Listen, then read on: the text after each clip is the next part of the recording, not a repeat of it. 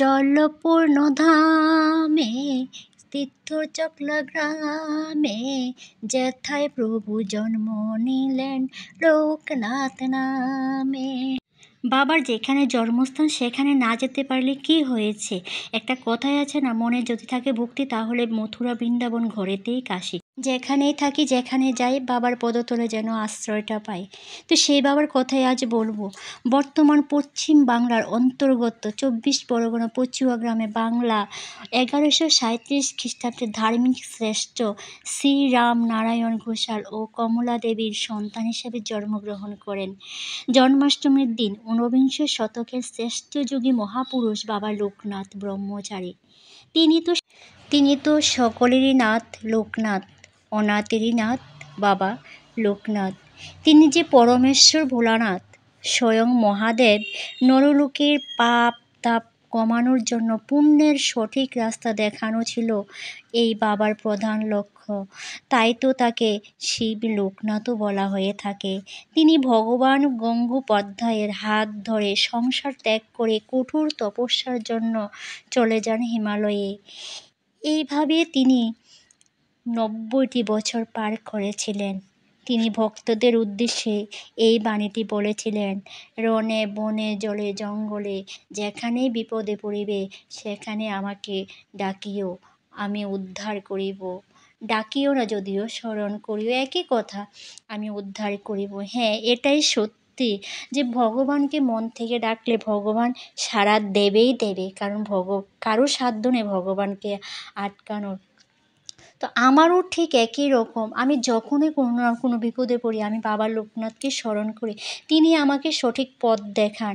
এটা সত্যি, বাবা লোকনাথ আছে।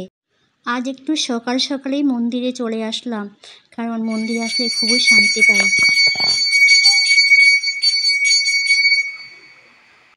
মন্দিরে সকাল সকাল আসলে সম্পূর্ণ পূজাটা দেখা যায়। তো সম্পূর্ণ পূজা দেখার ভাগ্য তো আর সবসময় হয় না, তাই আজ একটু তাড়াতাড়ি চলে আসলাম বাবার পূজা দেখার জন্য। মানে পুরোহিত মশাই খুবই সুন্দরভাবে পূজাটা করেছিল, মন্ত্র খুবই ভালোভাবে করেছিল, কিন্তু সম্পূর্ণ মন্ত্রটা ক্লিয়ারভাবে এখানে আসেনি, তাই তোমাদেরকে আমি শোনাতে পারছি না।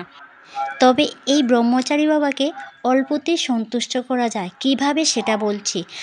ওনাকে মানে বিরাট বড় নৈবেদ্য দিতে হয় না, সাধারণত তালে মিষ্টিতে উনি খুবই সন্তুষ্ট। 2-1টা সাদা ফুল আর তাছাড়া বেলপাতা কিন্তু ওনার খুবই প্রিয়। আর তার সাথে চায় উনি ভক্তদের থেকে ভক্তি। একটা গান আছে না, যে ভক্তি ভরে করো সবাই লোকনাথ বন্দনাম, ওই নাম করলে সবার সকলের হয় ইচ্ছা পূরণ, সুখ তাপ দুঃখ জ্বালা কিছুই থাকে না, ভক্তি ভরে করো সবাই লোকনাথ বন্দনা।